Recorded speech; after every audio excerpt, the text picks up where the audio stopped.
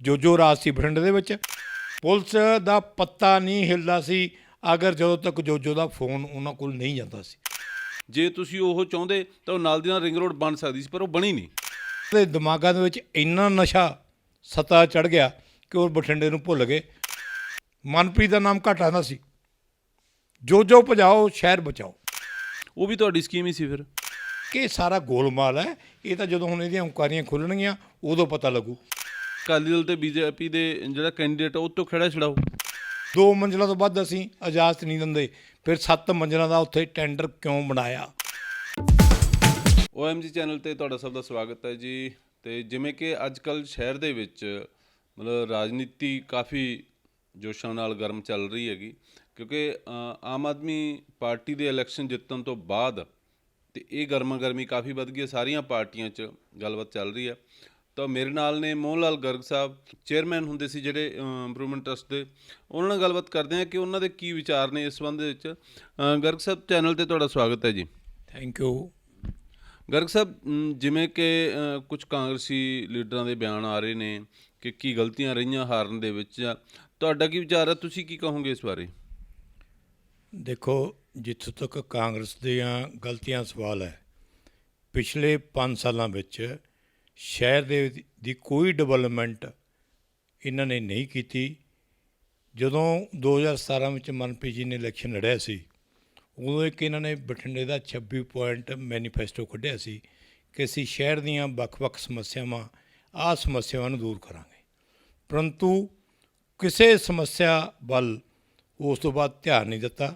ਜਿਵੇਂ ਕਿ ਸਭ ਤੋਂ ਪਹਿਲਾਂ ਮਨਪ੍ਰੀਤ ਜੀ ਕਹਿੰਦੇ ਸੀ ਕਿ ਮੈਂ ਜਦੋਂ ਸ਼ਹਿਰ ਦੇ ਵਿੱਚ ਵੜਦਾ ਧੂੰਆਂ ਨਹੀਂ ਦੇਖਦਾ ਚਿਮਨੀਆਂ 'ਚ, ਮੇਰਾ ਰੋਣ ਨਿਕਲਦਾ। ਔਰ ਉਹੀ ਥਰਮਲ ਪਲਾਂਟ ਦੀਆਂ ਚਿਮਨੀਆਂ ਨੂੰ ਕਿਵੇਂ ਵੇਚਿਆ ਗਿਆ, ਕਿਵੇਂ ਗਿਰਿਆ, ਇਹ ਸਭ ਨੂੰ ਪਤਾ ਹੈ। ਦੂਸਰੀ ਗੱਲ, ਜਿਵੇਂ ਸਾਡੀ ਕਲੋਨੀ ਹੈ ਵੀਰ ਕਲੋਨੀ, ਬਾਕੀ ਕਲੋਨੀ ਦੇ ਵਧਾਰੇ ਦੀ ਗੱਲ ਉਹਨਾਂ ਨੇ ਪਹਿਲੇ ਪੁਆਇੰਟ 'ਤੇ ਲਿਖੀ ਸੀ ਆਪਦੇ 26 ਪੁਆਇੰਟ ਦੇ 'ਚ ਕਿ ਅਸੀਂ ਜਿਹੜਾ ਇਹ ਵਧਾਰਾ ਇਹਨਾਂ ਨਾਲ ਅਮੈਂਡਮੈਂਟ ਕਰਕੇ ਕੋਈ ਵਧਾਰਾ ਅਸੀਂ ਲੋਕਾਂ ਤੋਂ 20-30 ਸਾਲ ਬਾਅਦ ਜੋ ਪੈਸੇ ਮੰਗਦੇ ਹੈ ਇਹ ਖ਼ਤਮ ਕਰਾਂਗੇ।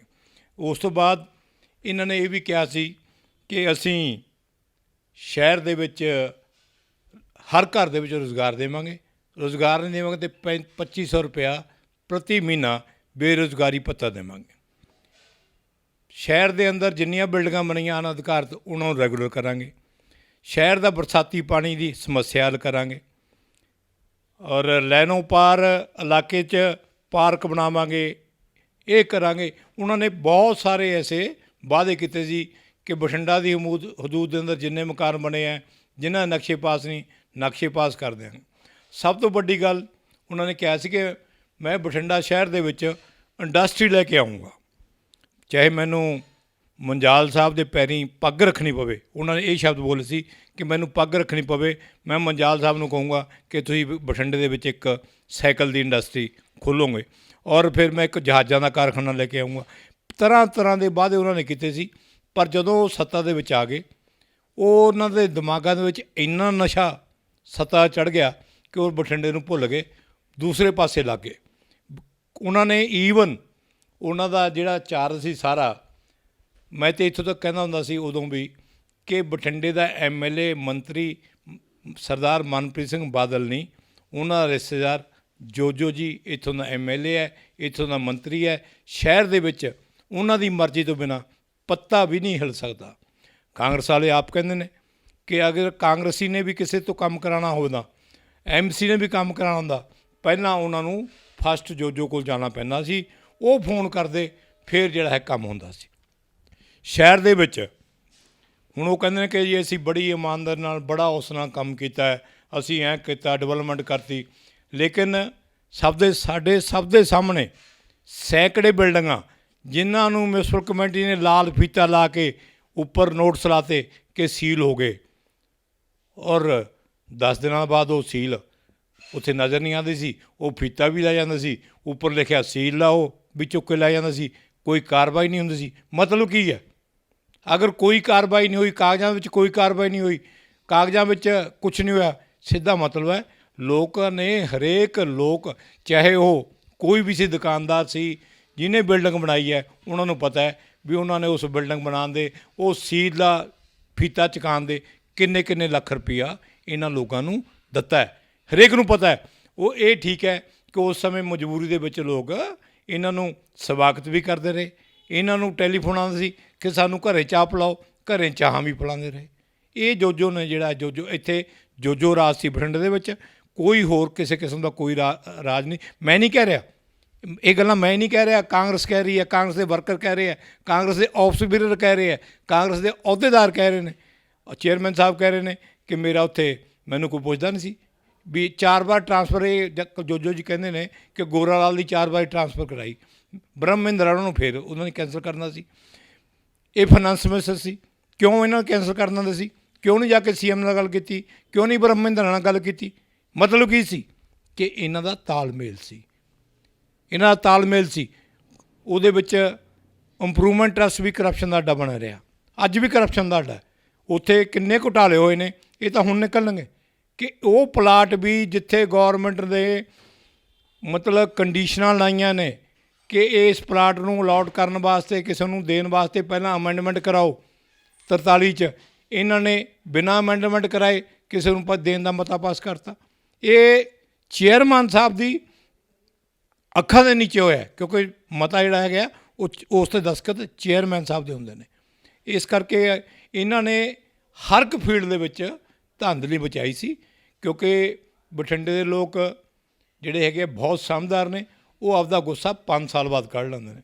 ਇੱਥੋਂ ਦੇ ਲੋਕਾਂ ਨੇ ਮਨ ਬਣਾ ਲਿਆ ਸੀ ਕਿ ਅਸੀਂ ਮਨਪ੍ਰੀਤ ਨੂੰ ਹਰਾਉਣਾ ਹੈ। ਪਹਿਲਾਂ ਜਿਹੜਾ 3 ਦਿਨ ਪਹਿਲਾਂ ਉਹਨਾਂ ਨੇ ਮਨ ਬਣਾ ਲਿਆ, ਉਹਨਾਂ ਨੇ ਦੇਖ ਲਿਆ ਕਿ ਮਨਪ੍ਰੀਤ ਨੂੰ ਕੌਣ ਹਰਾ ਸਕਦਾ ਹੈ। ਅਕਾਲੀ ਦਲ ਹਰਾ ਸਕਦਾ ਹੈ, ਬੀਜੇਪੀ ਹਰਾ ਸਕਦੀ ਹੈ, ਜਾਂ ਆਪ ਹਰਾ ਸਕਦੀ ਹੈ। ਲੋਕਾਂ ਦੇ ਧਿਆਨ ਵਿੱਚ ਆ ਗਿਆ ਕਿ ਨਾ ਅਕਾਲੀ ਦਲ ਹਰਾ ਸਕਦਾ, ਨਾ ਬੀਜੇਪੀ ਹਰਾ ਸਕਦੀ ਹੈ। ਇਸ ਮਨਪ੍ਰੀਤ ਨੂੰ ਜਗਰੂਪ ਸਿੰਘ ਗਿੱਲ ਆਪ ਵਾਲਾ ਹੀ ਹਰਾ ਸਕਦਾ ਹੈ। ਇਸ ਕਰਕੇ ਅੱਖਾਂ ਮੀਚੇ ਉਹਨਾਂ ਲੋਕਾਂ ਨੇ ਇੰਨੀਆਂ ਵੋਟਾਂ ਜਗਰੂਪ ਗਿੱਲ ਨੂੰ ਪਾਤੀਆਂ ਜਿਨ੍ਹਾਂ ਦੀ ਨਾ ਉਮੀਦ ਉਹਨਾਂ ਨੂੰ ਸੀ, ਨਾ ਇਹਨਾਂ ਨੂੰ ਸੀ।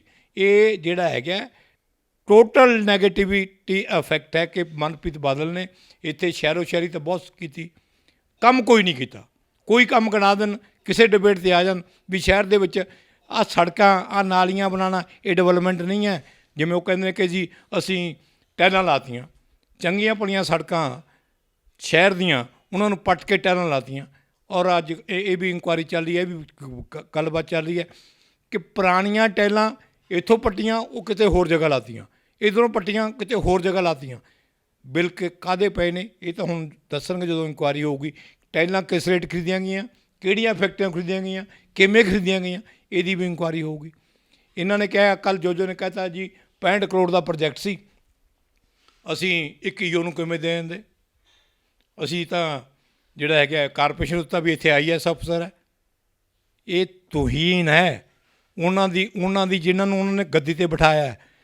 ਇੰਪਰੂਵਮੈਂਟ ਟਰੱਸਟ ਦੇ ਵਿੱਚ JE ਨਹੀਂ ਹਨ, ਇੰਪਰੂਵਮੈਂਟ ਟਰੱਸਟ SEO ਨਹੀਂ ਹਨ, ਇੰਪਰੂਵਮੈਂਟ ਟਰੱਸਟ ਦੇ ਵਿੱਚ XC ਨਹੀਂ ਹਨ, SC ਨਹੀਂ ਹਨ, ਉਹੀ ਸਟਾਫ ਹੈ। ਇੱਥੇ ਵੀ SC ਕੰਮ 'ਤੇ ਇੰਜੀਨੀਅਰਿੰਗ ਡਿਪਾਰਟਮੈਂਟ ਕਰਾਉਣਾ ਹੁੰਦਾ ਹੈ, ਕਾਰਪੋਰੇਸ਼ਨ ਦੇ ਵਿੱਚ ਵੀ ਉਹੀ ਅਫਸਰ ਨੇ, ਉਧਰ ਵੀ ਉਹੀ ਅਫਸਰ ਨੇ।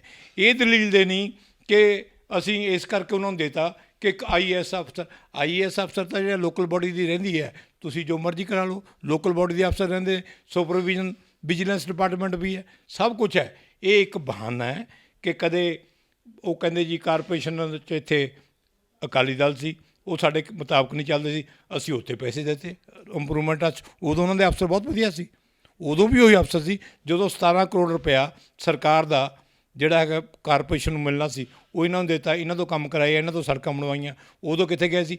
65 ਕਰੋੜ ਦਾ ਕੰਮ ਜਦੋਂ ਆਇਆ, ਇੱਧਰ ਗੱਲ ਨਹੀਂ ਬਣੀ, ਇੱਧਰ ਦਿੱਤਾ। ਇਸ ਕਰਕੇ ਸਾਰਾ ਗੋਲਮਾਲ ਹੈ। ਇਹ ਤਾਂ ਜਦੋਂ ਹੁਣ ਇਹਦੀਆਂ ਇਨਕੁਆਇਰੀਆਂ ਖੁੱਲ੍ਹਣਗੀਆਂ ਉਦੋਂ ਪਤਾ ਲੱਗੂ। ਦੂਸਰੀ ਗੱਲ, ਜੋਜੋ ਜੀ ਨੇ ਕਿਹਾ ਕਿ ਜੀ ਅਸੀਂ ਤਾਂ ਉਹ ਸਿਰੇ ਚੜ੍ਹੇ ਟੈਂਡਰ, ਜੋ ਤੁਹਾਡੇ ਕੋਲ ਮਿਲਟਰੀ ਦਾ NOC ਨਹੀਂ, ਔਰ ਤੁਹਾਨੂੰ ਇਹ ਵੀ ਪਤਾ ਕਿ ਮਿਲਟਰੀ ਦਾ ਅੱਜ ਤੋਂ 10 ਸਾਲ ਪਹਿਲਾਂ ਵੀ 2 ਮੰਜ਼ਿਲਾਂ ਤੋਂ ਵੱਧ ਅਸੀਂ ਇਜਾਜ਼ਤ ਨਹੀਂ ਦਿੰਦੇ, ਫਿਰ 7 ਮੰਜ਼ਿਲਾਂ ਦਾ ਉੱਥੇ ਟੈਂਡਰ ਕਿਉਂ ਬਣਾਇਆ? ਕੱਲ੍ਹ ਕਹਿਣ ਲੱਗੇ ਕਿਤੇ ਇਸ ਥਰਮਲ ਵੱਲ ਲੈ ਕੇ ਜਾਣਾ ਸੀ, ਫਿਰ ਉੱਥੇ ਟੈਂਡਰ ਕਿਉਂ ਲਾਇਆ? ਇਸ ਕਰਕੇ ਇਹ ਸਾਰਾ ਗੋਲਮਾਲ ਹੈ, ਗੋਲ ਘਟਾਲਾ ਹੈ।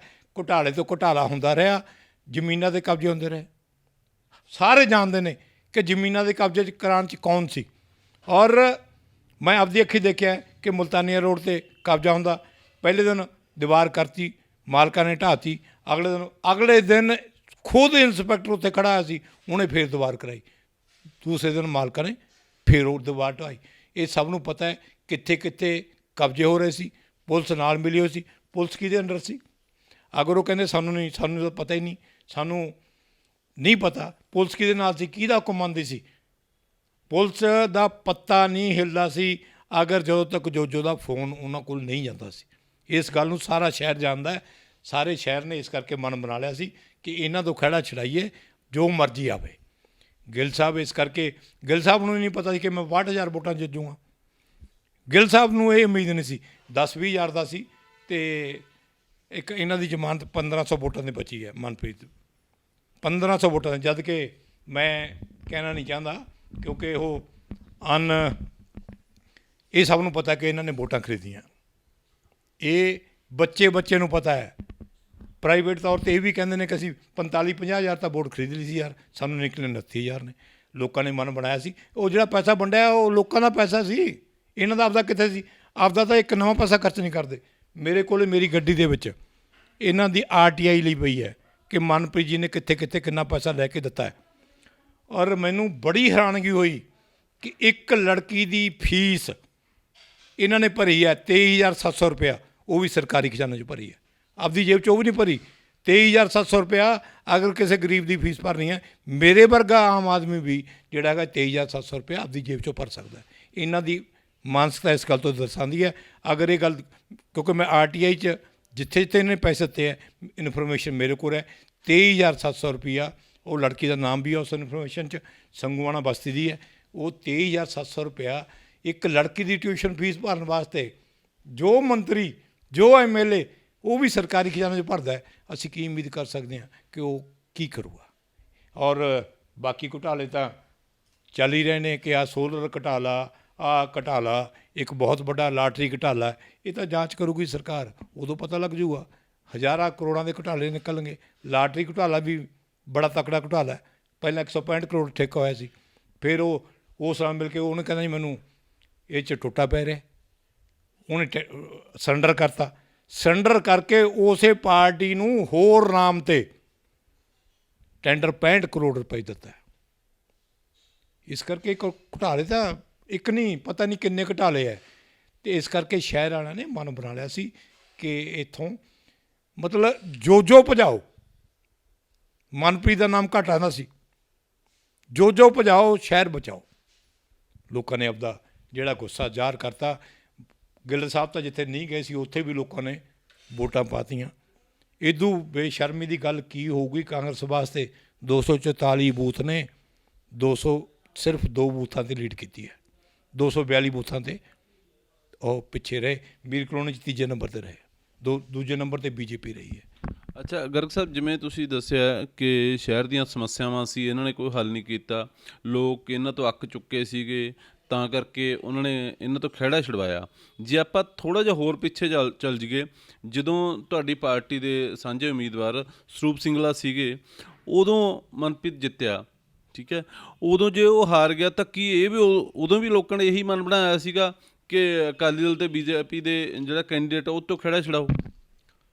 ਉਸ ਟਾਈਮ ਵੀ ਜਿਹੜਾ ਹੈਗਾ ਇੱਕ ਇਸੇ ਤਰ੍ਹਾਂ ਦੇ ਹਾਲਾਤ ਸੀ ਕਿ ਸਿੰਗਲਾ ਜੀ ਨੂੰ ਹਰਾਉਣਾ ਹੈ, ਇਸ ਕਰਕੇ ਨੈਗੇਟਿਵ ਵੋਟ ਇਹਨਾਂ ਨੂੰ ਜ਼ਿਆਦਾ ਪਈ ਸੀ। ਨਹੀਂ, ਨੈਗੇਟਿਵ ਵੋਟ ਤਾਂ ਪਈ ਸੀ, ਫਿਰ ਉਦੋਂ ਵੀ ਆਪਾਂ ਇਹੀ ਮੰਨੀਏ ਕਿ ਉਦੋਂ ਵੀ ਇਹਨਾਂ ਨੇ ਸਿੰਗਲਾ ਜੀ ਨੇ ਕੰਮ ਨਹੀਂ ਕਰਵਾਏ ਸੀ, ਤਾਂ ਕਰਕੇ ਐਂ ਹੋਇਆ। ਹਾਂ, ਲੇਕਿਨ ਘੁਟਾਲਿਆਂ ਦੀ ਗੱਲ ਨਹੀਂ ਸੀਗੀ। ਲੋਕਾਂ ਨੇ ਇਹ ਗੁੱਸਾ ਸੀ ਕਿ ਜਿਸ ਤਰ੍ਹਾਂ ਦੇ ਕੰਮ ਹੋਣੇ ਚਾਹੀਦੇ ਸੀ ਨਹੀਂ ਹੋਏ। ਦੂਜੀ ਗੱਲ ਕਿ ਤੁਸੀਂ ਦੱਸ ਰਹੇ ਹੋ ਕਿ ਜਿਵੇਂ ਤੁਸੀਂ ਦੱਸਿਆ ਕਿ 26 ਸਮੱਸਿਆਵਾਂ ਸੀ ਜਾਂ 26 ਉਹਨਾਂ ਨੇ ਵਾਅਦੇ ਕੀਤੇ ਸੀ, ਇਹਨਾਂ 'ਚੋਂ ਮੇਰੇ ਖਿਆਲ 20-22 ਸਮੱਸਿਆਵਾਂ ਤਾਂ ਰੂਟੀਨ 'ਚ ਪਹਿਲਾਂ ਤੋਂ ਹੀ ਚੱਲ ਰਹੀਆਂ ਨੇ। ਇਹ ਸਮੱਸਿਆਵਾਂ ਤਾਂ ਅਕਾਲੀ BJP ਸਰਕਾਰ ਸਮੇਂ ਵੀ ਹੱਲ ਨਹੀਂ ਹੋਈਆਂ ਸੀ। ਜਿੰਨੀਆਂ ਹੱਲ ਹੋਈਆਂ ਸੀ, ਪਰ ਇਹਨਾਂ ਨੇ ਕਿਹਾ ਸੀ ਮੈਂ ਇਹ ਸਮੱਸਿਆਵਾਂ ਨੂੰ ਮੂਲ ਰੂਪ ਦੇ ਵਿੱਚ ਖਤਮ ਕਰੂੰਗਾ। ਔਰ ਅਕਾਲੀ BJP ਨੇ ਕਦੇ ਵੀ ਲੋਕਲ ਲੈਵਲ 'ਤੇ ਆਪਦਾ ਕੋਈ ਮੈਨੀਫੈਸਟੋ ਨਹੀਂ ਕੱਢਿਆ ਸੀ। ਆਹ ਮੈਨੀਫੈਸਟੋ ਮੇਰੇ ਹੱਥ 'ਚ ਹੈ, ਇਹ ਇਹਨਾਂ ਨੇ ਕੱਢਿਆ ਸੀ। ਇਹ 26 ਪੁਆਇੰਟ ਨੇ, ਇਹ ਦੇਖ ਲਓ, ਬਠਿੰਡਾ ਸ਼ਹਿਰ ਦਾ ਮੈਨੀਫੈਸਟੋ ਹੈ। ਇਸ ਕਰਕੇ ਇਹ 26 ਪੁਆਇੰਟਾਂ ਦੇ ਵਿੱਚ ਕਿਤੇ ਤਾਂ ਪੂਰਾ ਕਰਦੇ, ਕੋਈ ਤਾਂ ਪੂਰਾ ਕਰਦੇ, ਕੋਈ 10 ਪੂਰੇ ਕਰ ਦਿੰਦੇ। ਔਰ ਕਰ ਸਕਦੇ ਸੀ। ਮੈਂ ਨਾਲ ਇਹ ਵੀ ਗੱਲ ਕਹਿਣਾ ਦਾਅਵੇ ਨਾਲ ਕਿ ਕਰ ਸਕਦੇ ਸੀ ਅਗਰ ਇਹਦੇ ਵੱਲ ਧਿਆਨ ਹੁੰਦਾ। ਜਿਵੇਂ ਤੁਸੀਂ ਕਹਿ ਰਹੇ ਹੋ ਕਿ ਬਿਲਕੁਲ ਠੀਕ ਹੈ ਤੁਹਾਡੀ ਗੱਲ ਕਿ ਕੋਈ ਸਰਕਾਰ ਚਾਹੇ ਤਾਂ ਸਮੱਸਿਆਵਾਂ ਹੱਲ ਹੋ ਸਕਦੀਆਂ, ਪਰ ਜੇ ਆਪਾਂ ਉਦੋਂ ਪਹਿਲਾਂ ਦੇਖੀਏ 5 ਸਾਲ ਇਹ ਰਹੇ ਨੇ, 5 ਸਾਲਾਂ 'ਚ ਇਹ ਸਮੱਸਿਆਵਾਂ ਹੱਲ ਨਹੀਂ ਹੋਈਆਂ। ਉਦੋਂ ਪਹਿਲਾਂ 10 ਸਾਲ ਤੁਹਾਡੀ ਸਰਕਾਰ ਰਹੀ ਆ, ਉਦੋਂ ਵੀ ਕਿਉਂ ਨਹੀਂ ਹੱਲ ਹੋਈਆਂ? ਉਦੋਂ ਤੁਸੀਂ ਕੋਸ਼ਿਸ਼ ਨਹੀਂ ਕੀਤੀ? ਸਮੱਸਿਆਵਾਂ ਜਿਹੜੀਆਂ ਹੈਗੀਆਂ, ਕਈ ਸਮੱਸਿਆਵਾਂ ਹੱਲ ਹੋ ਜਾਂਦੀਆਂ, ਕਈ ਸਮੱਸਿਆਵਾਂ ਅਧੂਰੇ ਤੌਰ 'ਤੇ ਹੱਲ ਹੋ ਜਾਂਦੀਆਂ, ਕਈ ਸਮੱਸਿਆਵਾਂ ਤਾਂ ਸਮਾਜ ਦੇ ਵਿੱਚ ਹਮੇਸ਼ਾ ਚੱਲਦੀਆਂ ਰਹਿਣਗੀਆਂ, ਨਵੀਆਂ ਡਿਮਾਂਡਸ ਆਉਂਦੀਆਂ ਰਹਿਣਗੀਆਂ, ਕੁਝ ਸਮੱਸਿਆਵਾਂ ਲਟਕੀਆਂ ਰਹਿੰਦੀਆਂ, ਪਰ ਇਹਨਾਂ ਨੇ ਇਹਨਾਂ ਸਮੱਸਿਆਵਾਂ ਨੂੰ ਦੂਰ ਕਰਨ ਵੱਲ ਉੱਕਾ ਧਿਆਨ ਨਹੀਂ ਦਿੱਤਾ। ਇਸ ਕਰਕੇ ਲੰਮਕੇ ਜਿੱਥੇ ਖੜੀਆਂ ਉੱਥੇ ਖੜੀਆਂ ਨੇ। ਮੈਂ ਉਹੀ ਕਹਿ ਰਿਹਾ ਨਾ ਜੀ, ਵੀ ਤੁਹਾਡੀ ਸਰਕਾਰ ਵੀ 10 ਸਾਲ ਸੀਗੀ ਅਤੇ ਤੁਹਾਡੇ ਵੱਲੋਂ ਵੀ ਉਹੀ ਧਿਆਨ ਨਹੀਂ ਦਿੱਤਾ ਗਿਆ, ਉਹੀ ਇਹਨਾਂ ਨੇ ਰਿਪੀਟ ਕਰਤਾ, ਤਾਂ ਕਰਕੇ ਲੋਕਾਂ ਨੇ ਬਦਲਤਾ। ਇਹਨਾਂ ਦੇ ਵਿੱਚ ਬਹੁਤ ਸਾਰੀਆਂ ਤਾਂ ਗੱਲਾਂ ਐਸੀਆਂ ਨੇ ਜਿਹੜੀਆਂ ਸਾਡੀ ਸਰਕਾਰ ਨੇ ਨਹੀਂ ਕਹੀਆਂ ਸੀ। ਜਿਵੇਂ ਇਹ ਕਹਿੰਦੇ 2500 ਰੁਪਇਆ ਹਰ ਇੱਕ ਘਰ ਦੇ ਵਿੱਚ ਇੱਕ ਰੁਜ਼ਗਾਰ ਦੇਊਂਗਾ, ਨਹੀਂ 2500 ਰੁਪਇਆ ਬੇਰੁਜ਼ਗਾਰੀ ਭੱਤਾ ਦੇਊਂਗਾ, ਕਿਤੇ ਨਹੀਂ ਕਹੀ ਸੀ। ਬਠਿੰਡਾ ਥਰਮਲ ਪਲਾਂਟ ਨੂੰ ਅਸੀਂ ਕਾਇਮ ਰੱਖਾਂਗੇ ਜਾਂ ਉਹ ਕਰਾਂਗੇ, ਇਹਦੇ ਬਾਰੇ ਕੁਛ ਨਹੀਂ ਬੋਲਿਆ ਸੀ।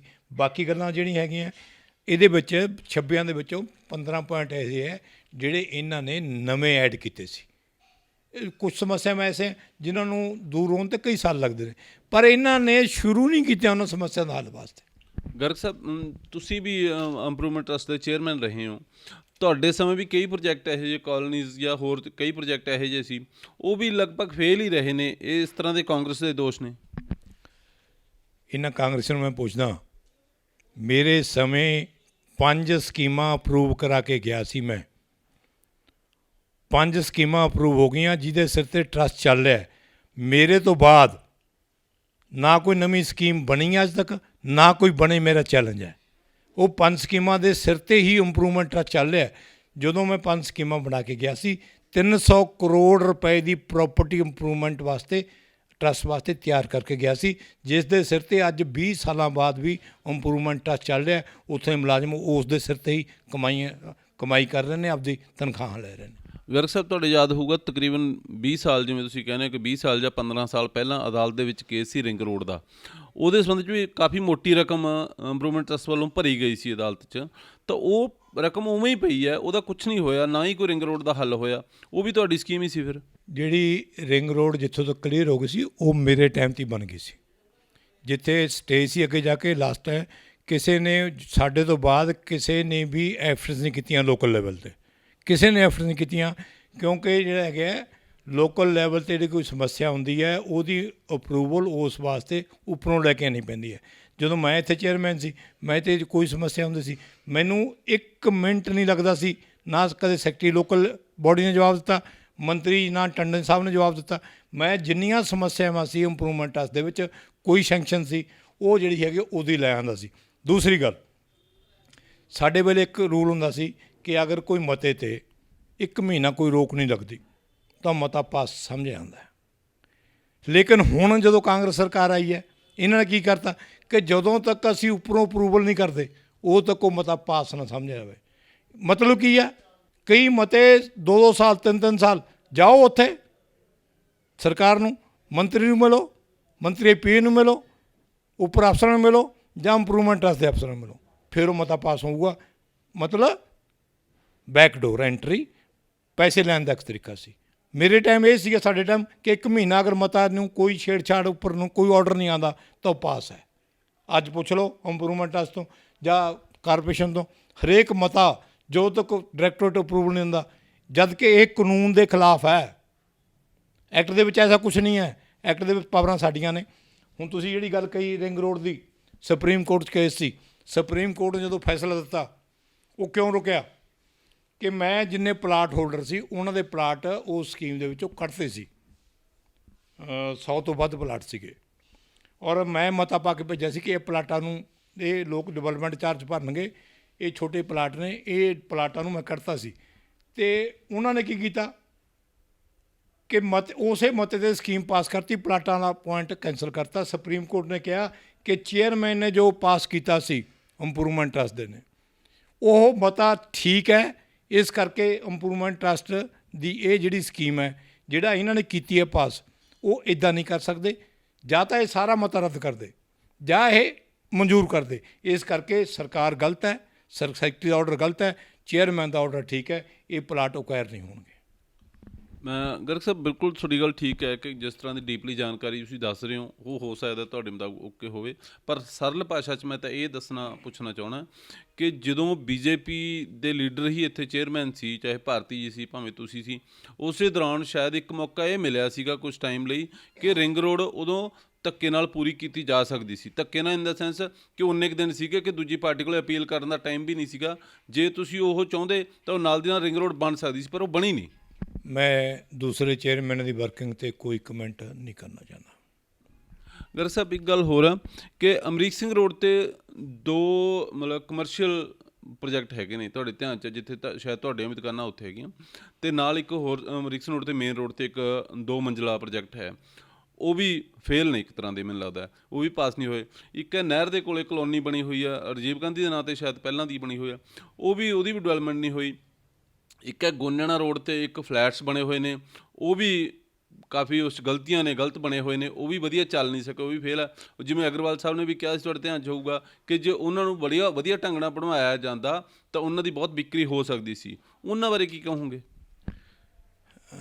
ਜਿੱਥੇ ਤੱਕ improvement trust Amrik Singh road ਦਾ ਸਵਾਲ ਹੈ, ਜਿਹੜੀਆਂ ਦੁਕਾਨਾਂ ਤੁਸੀਂ ਕਹਿੰਦੇ ਹੋ ਬੇਕਾਰ ਨੇ, ਅੱਜ ਉਹਨਾਂ ਦੁਕਾਨਾਂ ਦੀ ਕੀਮਤ ਜਾ ਕੇ ਪੁੱਛੋ, ਕਰੋੜਾਂ ਤੱਕ ਪਹੁੰਚ ਗਈ। ਕਿਉਂਕਿ ਜਿਹੜੇ ਕੋਈ ਵੀ ਸਕੀਮ ਕਾਮਯਾਬ ਹੋਣ ਵਾਸਤੇ ਟਾਈਮ ਲੈਂਦੀ ਹੈ। ਦੂਸਰੀ ਤੁਸੀਂ ਰਾਜੀਵ ਗਾਂਧੀ ਜਿਹੜੀ ਸਕੀਮ ਹੈ ਉਹ ਵੀ ਮੇਰੇ ਟਾਈਮ ਦੀ ਹੈ, ਕਿਉਂਕਿ ਮੈਂ ਸਕੀਮਾਂ ਅਪਰੂਵ ਕਰਾ ਗਿਆ 2001 'ਚ। 2002 'ਚੋਂ ਮੈਂ ਚੇਅਰਮੈਨ ਤੋਂ ਅਪ੍ਰੈਲ 'ਚ 6 ਅਪ੍ਰੈਲ ਨੂੰ ਮੇਰੇ ਚੇਅਰਮੈਨ ਤੋਂ ਮੇਰਾ ਚਲਾ ਗਿਆ ਸੀ, ਕਿਉਂਕਿ ਸਰਕਾਰ ਬਦਲ ਗਈ ਸੀ। ਬਾਕੀ ਕਲੋਨੀਆਂ ਦੇ ਵਿੱਚ ਜੋ ਸਮੱਸਿਆਵਾਂ ਸੀ ਮੈਂ ਦੂਰ ਕੀਤੀਆਂ, ਸੜਕਾਂ ਬਣਵਾਈਆਂ, ਔਰ ਬੀਬੀਆਰ ਰੋਡ 'ਤੇ ਜਿੰਨੀ ਮਾਰਕੀਟ ਬਣੀ ਹੈ ਸਾਰੀ ਮੇਰੀ ਬਣਵਾਈ ਹੋਈ ਹੈ। ਮੈਂ ਹੀ ਬਣਵਾਈ, ਮੈਂ ਹੀ ਔਕਸ਼ਨ ਕੀਤੀ। ਇਹ ਵੀ ਮੈਂ ਹੀ ਬਣਵਾਇਆ ਸੀ ਜਿਹੜੀ ਤੁਸੀਂ ਅਮਰੀਕ ਸਿੰਘ ਰੋਡ, ਮੈਂ ਇਹਦੀ ਅੱਧੇ ਤੋਂ ਜ਼ਿਆਦਾ ਔਕਸ਼ਨ ਕਰ ਗਿਆ ਸੀ। ਠੀਕ ਹੈ, ਉਦੋਂ ਜਿਹੜਾ ਹੈਗਾ ਬਠਿੰਡੇ ਦੇ ਵਿੱਚ ਨੀਚੇ ਅਤੇ ਉੱਪਰਲੀ ਮੰਜ਼ਿਲ ਅਲੱਗ-ਅਲੱਗ ਰਿਵਾਜ ਦੀ ਸੀ, ਅੱਜ ਹੈ। ਵੱਡੇ ਸ਼ਹਿਰਾਂ ਤੋਂ ਪਹਿਲਾਂ ਤੋਂ ਸੀ, ਅੱਜ ਹੈ। ਅੱਜ ਜਿਹੜਾ ਹੈਗਾ ਇਹ ਜਿਹੜੀ ਤੁਸੀਂ ਕਹਿ ਰਹੇ ਹੋ ਕਿ ਬੇਕਾਰ ਹੈ, ਇਹਨੇ ਇੰਪਰੂਵਮੈਂਟ ਟਰਸਟ ਨੂੰ ਕਰੋੜਾਂ ਰੁਪਇਆ ਵਟਕ ਦਿੱਤਾ, ਕਰੋੜਾਂ ਰੁਪਇਆ। ਔਰ ਤੀਸਰੀ ਗੱਲ, ਇੱਕ ਕਿਸੇ ਚੇਅਰਮੈਨ ਨੇ ਪੰਜਾਬ 'ਚ ਨਹੀਂ ਕੀਤਾ। ਵੀਰ ਕਲੋਨੀ ਦਾ ਮੈਂ ਸਾਰਾ ਇੰਟਰਸਟ, ਜਿੰਨਾ ਵਧਾਰੇ ਦਾ ਇੰਟਰਸਟ ਸੀ ਸਾਰਾ ਮਾਫ ਕੀਤਾ, ਔਰ ਜੋ ਅਸਲ ਵਧਾਰਾ ਹੋਇਆ ਸੀ 54 ਕਿ 56 ਰੁਪਏ ਗੱਜ ਲੈ ਕੇ ਸਭ ਨੂੰ NOC ਦਿੱਤੇ ਸੀ ਕਲੋਨੀ ਵਾਲਿਆਂ ਨੂੰ। ਜਿਹੜੇ ਹੁਣ ਕਾਂਗਰਸ ਸਰਕਾਰ ਨੇ, ਇਹਨਾਂ ਦੇ ਅਫਸਰਾਂ ਨੇ ਫੇਰ ਕੱਢ ਲਏ। ਪਲੀ ਕੀ ਲੈਂਦੇ ਆ ਕਿ ਉਹ ਮਤਾ ਅਪਰੂਵ ਨਹੀਂ ਹੋਇਆ, ਜਦ ਕਿ ਉਸ ਟਾਈਮ 'ਤੇ ਰੂਲ ਇਹ ਸੀ ਜੋ ਮੈਂ ਪਹਿਲਾਂ ਦੱਸਿਆ ਕਿ 1 ਮਹੀਨਾ ਅਗਰ ਉਸ ਮਤੇ ਨਾਲ ਛੇੜਛਾੜ ਨਹੀਂ ਹੁੰਦੀ ਤਾਂ ਉਹ ਮਤਾ ਅਪਰੂਵ ਹੋ ਜਾਂਦਾ। ਅਤੇ ਮੈਂ ਬਲਕਿ ਉੱਥੋਂ ਇੱਕ ਚਿੱਠੀ ਵੀ ਲੈ ਕੇ ਦਿੱਤੀ ਸੀ ਕਿ ਇਸ ਮਤੇ ਨਾਲ ਸਰਕਾਰ ਨੇ ਕੋਈ ਛੇੜਛਾੜ ਨਹੀਂ ਕੀਤੀ। ਇਸ ਕਰਕੇ ਇਹ ਅਫਸਰਾਂ ਦੀ ਮਨਮਾਨੀ ਹੈ, ਅਫਸਰਾਂ ਦੀ ਮਨਮਾਨੀ ਹੈ। ਮਨਮਾਨੀ ਅਫਸਰਾਂ ਦੀ ਕਦੋਂ ਚੱਲਦੀ ਹੈ? ਜਦੋਂ ਪੋਲੀਟੀਸ਼ੀਅਨ ਉਹਨਾਂ ਨਾਲ ਮਿਲੇ ਹੁੰਦੇ ਨੇ। ਗਰਗ ਸਾਹਿਬ ਤੁਸੀਂ ਕਹਿ ਰਹੇ ਹੋ ਕਿ ਜਿਹੜੀ ਅੰਮ੍ਰਿਤਸਰ ਰੋਡ ਦੀਆਂ 2 ਮਾਰਕੀਟ ਨੇ, ਚਾਹੇ ਉਹ ਮਤਲਬ ਸਿੰਗਲ ਫਲੋਰ ਵਾਲੀ ਭਾਵੇਂ ਡਬਲ ਫਲੋਰ ਵਾਲੀ ਆ, ਉਹਦੇ ਦੱਸੀ ਕਿ ਇੰਪਰੂਵਮੈਂਟ ਟਰਸਟ ਨੂੰ ਉਹਨਾਂ ਨੇ ਕਰੋੜਾਂ ਰੁਪਏ ਦਿੱਤੇ ਆ, ਪਰ ਜਿਨ੍ਹਾਂ ਨੇ ਉਹ ਦੁਕਾਨਾਂ ਲੈਤੀਆਂ ਨੇ ਮੇਰੇ ਖਿਆਲ ਉਹਨਾਂ ਕੋਈ ਬਾਹਲਾ ਫਾਇਦਾ ਨਹੀਂ ਹੋਇਆ, ਕਿਉਂਕਿ ਇਹ ਮਾਰਕੀਟ ਚੱਲ ਹੀ ਨਹੀਂ ਸਕੀਆਂ ਪ੍ਰੋਪਰ। ਜਿਵੇਂ ਕਿ ਸ਼ਹਿਰ ਦੇ ਵਿੱਚ ਹੋਣ ਮਾਰਕੀਟ ਅਤੇ ਉਹਨਾਂ ਦੀ ਗੱਲਬਾਤ ਕੁਝ ਵੀ ਨਾ ਹੋਵੇ, ਉਹ ਦੱਸੋ ਮੈਨੂੰ। ਤੁਸੀਂ ਇੱਕ ਤਾਂ ਇਹ ਪੁਰਾਣੇ ਟਾਈਮ ਦੀ ਗੱਲ ਕਰ ਰਹੇ ਹੋ, ਦੂਸਰੀ ਜਿਹੜੀ ਸਿੰਗਲ ਸਟੋਰੀ ਹੈ ਉਹ ਤਾਂ ਸਕੀਮ 80 ਤੋਂ ਪਹਿਲਾਂ ਦੀ ਹੈ, 1980 ਤੋਂ।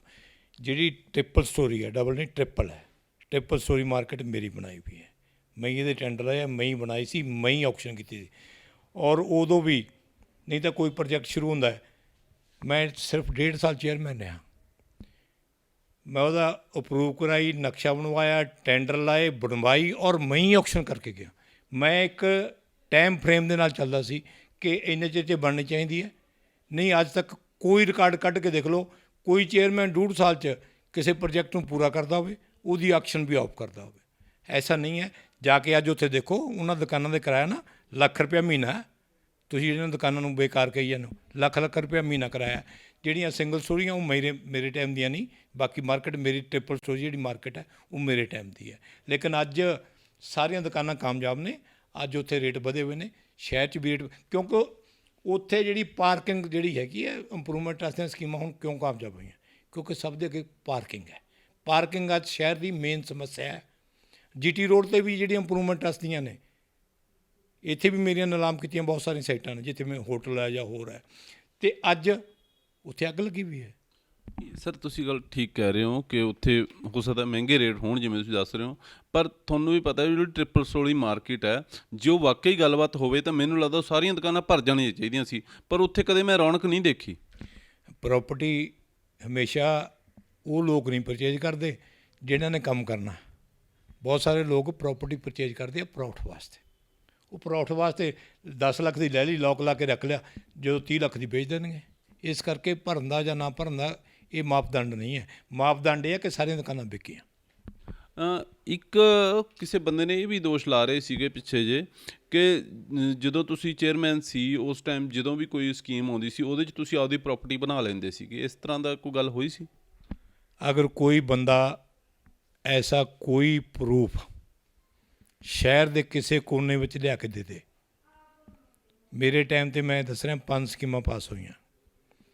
ਟਰਾਂਸਪੋਰਟ ਨਗਰ, ਡੈਰੀ, ਜਿੱਥੇ ਅੱਜ ਕੱਲ੍ਹ ਰਾਜੀਵ ਗਾਂਧੀ ਜਦੋਂ ਚੇਅਰਮੈਨ ਬਣ ਗਏ ਸੀ ਉਹਨਾਂ ਨੇ ਰੱਖਤਾ ਰਾਜੀਵ ਗਾਂਧੀ, 3 49 ਪੁਆਇੰਟ ਸਮਥਿੰਗ, 2 ਉੱਧਰ ਪਾਸ ਹੋਈਆਂ ਸੀ। 5 ਸਕੀਮਾਂ ਪਾਸ ਹੋਈ ਸੀ।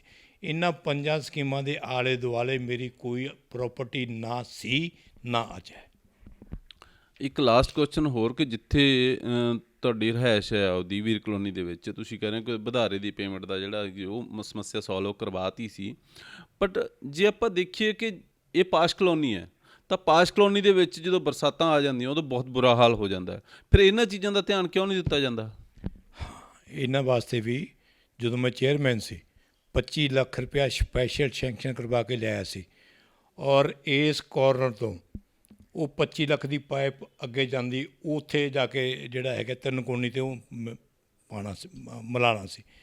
ਪਾਈਪ ਪੈਤੀ 12 ਇੰਚ ਪਾਈਪ ਪਈ ਵੀ ਹੈ, ਲੇਕਿਨ ਸਰਕਾਰ ਚੱਲੀ ਗਈ, ਉਸ ਤੋਂ ਬਾਅਦ ਕਿਸੇ ਨੇ ਕਨੈਕਸ਼ਨ ਨਹੀਂ ਕੀਤਾ। ਇਸ ਕਰਕੇ ਇਹ ਨਹੀਂ ਕਹਿੰਦਾ ਮੈਂ ਆਪਦੇ ਦਿਲੋਂ ਆਪਦੇ ਮਨੋਂ ਐਫਰਟਸ ਕੀਤੇ ਸੀ। ਮੈਂ ਉੱਥੇ ਵੀ ਕੰਮ ਕੀਤਾ, ਜਿਵੇਂ ਕਚਹਿਰੀਆਂ ਨੇ, ਸਾਡੀ ਕਚਹਿਰੀਆਂ ਦੀ ਪਾਰਕਿੰਗ ਸਮੱਸਿਆ ਸੀ, ਮੈਂ ਸਪੈਸ਼ਲ ਸੈਂਕਸ਼ਨ ਲੈ ਕੇ ਗੌਰਮੈਂਟ ਤੋਂ, ਜਿੱਥੇ ਰੈੱਡ ਕਰਾਸ ਦੀ ਕੰਟੀਨ ਚੱਲਦੀ ਸੀ ਉੱਥੇ ਪਾਰਕਿੰਗ ਪੱਕਾ ਕਰਾਇਆ ਸੀ। ਬੱਸ ਸਟੈਂਡ 'ਤੇ ਵੀ ਮੈਂ ਕੰਮ ਕਰਾਇਆ ਸੀ। ਮਤਲਬ ਅਦਰਵਾਈਜ਼ ਇੰਪਰੂਵਮੈਂਟ ਟਰੱਸਟ ਆਪਦੀਆਂ ਸਕੀਮਾਂ 'ਚ ਹੀ ਖਰਚ ਕਰ ਸਕਦਾ। ਇਸ ਕਰਕੇ ਇਹ ਨਹੀਂ ਹੈ, ਮੈਂ ਇੱਥੋਂ ਜੋ ਹੈ ਮੈਂ ਚੈਲੰਜ ਕਰਦਾ, ਕੋਈ ਵੀ ਚਾਹੇ ਕੋਈ ਚੇਅਰਮੈਨ ਰਿਹਾ ਆ ਕੇ ਮੇਰੇ ਨਾਲ ਡਿਬੇਟ ਕਰ ਲੇ, ਮੇਰੇ ਕੰਮਾਂ ਦਾ ਮੈਂ ਦੱਸੂਗਾ, ਉਹ ਆਪਦੇ ਕੰਮ ਦੱਸਣ। ਗਰਗ ਸਾਹਿਬ, ਜਿਵੇਂ ਕਿ ਹੁਣ ਆਮ ਆਦਮੀ ਪਾਰਟੀ ਸਰਕਾਰ ਬਣ ਚੁੱਕੀ ਆ, ਬਹੁਤ ਵੱਡੇ ਵੱਡੇ ਐਲਾਨ ਵੀ ਹੋ ਰਹੇ ਨੇ, ਅਤੇ ਤੁਹਾਡੀਆਂ ਗੱਲਾਂ ਤੋਂ ਵੀ ਇਹ ਸੰਕੇਤ ਮਿਲ ਰਿਹਾ ਕਿ ਤੁਹਾਨੂੰ ਵੀ ਉਮੀਦਾਂ ਨੇ ਕਿ ਜਗਰੂਪ ਗਿੱਲ ਬਠਿੰਡਾ 'ਚ ਵੀ ਕੰਮ ਕਰਨਗੇ। ਕੀ ਉਮੀਦ ਹੈ ਕਿ ਆਮ ਆਦਮੀ ਪਾਰਟੀ ਸਰਕਾਰ ਲੋਕਾਂ ਦੀਆਂ ਉਮੀਦਾਂ 'ਤੇ ਖਰੀ ਉਤਰੇਗੀ? ਕੋਈ ਕਮੈਂਟ ਕਰਨਾ ਪ੍ਰੀ ਮੈਚਿਓਰ ਹੋਊਗਾ, ਕਿਉਂਕਿ ਸਰਕਾਰ ਬਣੇ ਨੂੰ ਕੁਛ ਦਿਨ ਹੋਏ ਨੇ, ਪਰ ਜਿੰਨੇ ਲੁਭਾਵਨੇ ਨਾਅਰੇ ਜਾਂ ਲਾਲਚ ਇਹਨਾਂ ਨੇ ਦਿੱਤੇ ਹੈ, ਕਿਹਾ ਕਿ ਅਸੀਂ 1000 ਰੁਪਇਆ ਹਰ ਮਹਿਲਾ ਨੂੰ ਦਿਆਂਗੇ, 300 ਯੂਨਿਟ ਬਿਜਲੀ ਮੁਫਤ ਦਿਆਂਗੇ, ਮੈਨੂੰ ਨਹੀਂ ਲੱਗਦਾ ਕਿ ਕਰ ਸਕਣਗੇ। ਸਰ, ਪੰਜਾਬ ਦੇ ਵਿੱਚ ਬੀਜੇਪੀ ਦੇ ਮਤਲਬ ਮੇਰੇ ਖਿਆਲ ਬਹੁਤ ਵੱਡੀ ਹਾਰ ਸੀ, ਕਿਉਂਕਿ ਐਡੀ ਵੱਡੀ ਪਾਰਟੀ ਹੋਵੇ ਅਤੇ ਐਡੇ ਵੱਡੇ ਪੰਜਾਬ 'ਚੋਂ ਸਿਰਫ 2 ਸੀਟਾਂ ਆਉਣੀਆਂ, ਉਹ ਤੁਹਾਨੂੰ ਲੱਗਦਾ ਨਹੀਂ ਵੀ ਕਿੱਥੇ ਕਮੀ ਰਹਿ ਗਈ? ਨਹੀਂ, ਪੰਜਾਬ ਦੇ ਵਿੱਚ ਬੀਜੇਪੀ ਦਾ ਪ੍ਰਦਰਸ਼ਨ ਅੱਛਾ ਰਿਹਾ। ਟੋਟਲ ਚੈਨਲ ਸਾਨੂੰ 1 ਮਹੀਨਾ ਤੋਂ ਪਹਿਲਾਂ ਅਗਰ ਕੋਈ ਨਿਊਜ਼ ਆਉਂਦੀ ਸੀ ਕਿ ਤਿੰਨ ਪਾਰਟੀਆਂ ਨੇ ਪੰਜਾਬ ਦੇ ਵਿੱਚ, ਆਪ, ਕਾਂਗਰਸ ਅਤੇ ਅਕਾਲੀ ਦਲ, ਬੀਜੇਪੀ ਦਾ ਕਿਤੇ ਨਾਮੋ ਨਿਸ਼ਾਨ ਨਹੀਂ ਸੀ। ਅਸੀਂ 10.5 ਲੱਖ ਵੋਟ ਪੰਜਾਬ 'ਚ ਲਿਆ ਹੈ, ਔਰ 18 ਸੀਟਾਂ ਐਸੀਆਂ ਪੰਜਾਬ 'ਚ ਜਿੱਥੇ ਅਸੀਂ ਸੈਕਿੰਡ ਆਏ ਹਾਂ, 2 ਜਿੱਤੀਆਂ ਨੇ। ਅਤੇ ਇਸ ਕਰਕੇ ਅਸੀਂ ਕੋਈ ਲੂਜ਼ ਨਹੀਂ ਕੀਤਾ, ਅਸੀਂ ਗੇਨ ਕੀਤਾ ਹੈ।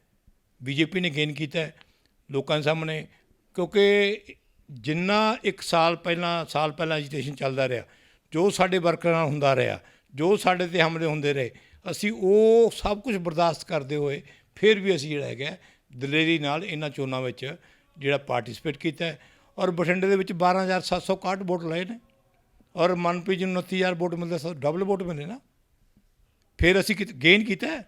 ਉਹ ਜਿਹੜਾ ਹੈਗਾ ਉਹ ਤਾਂ ਇੱਕ ਸੁਨਾਮੀ ਹੈਗੀ, ਹੜ੍ਹ ਆ ਗਿਆ ਕਿ ਇਹਨੂੰ ਹਰਾਣਾ ਯਾਰ, ਉਹਨੂੰ ਪਾ ਦਿਓ।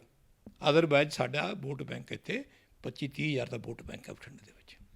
ਗਰਗ ਸਾਹਿਬ, ਜੇ ਮੈਂ ਕਹਾਂ ਕਿ ਇਸ ਤਰ੍ਹਾਂ ਦੀ ਕੋਈ ਚਰਚਾ ਚੱਲ ਰਹੀ ਹੈ ਕਿ ਬੀਜੇਪੀ ਨੇ ਪੰਜਾਬ ਦੇ ਵਿੱਚ ਇਕੱਲਿਆਂ ਇਲੈਕਸ਼ਨ ਲੜ ਕੇ ਕੁਝ ਖੱਟਿਆ ਜਾਂ ਨਹੀਂ ਖੱਟਿਆ ਉਹ ਅਲੱਗ ਗੱਲ ਹੈ, ਪਰ ਕੈਪਟਨ ਅਮਰਿੰਦਰ ਸਿੰਘ ਖੱਟ ਗਏ ਕਿ ਉਹਨਾਂ ਨੂੰ ਕਿਤੋਂ ਦਾ ਗਵਰਨਰ ਲਗਾਇਆ ਜਾ ਰਿਹਾ?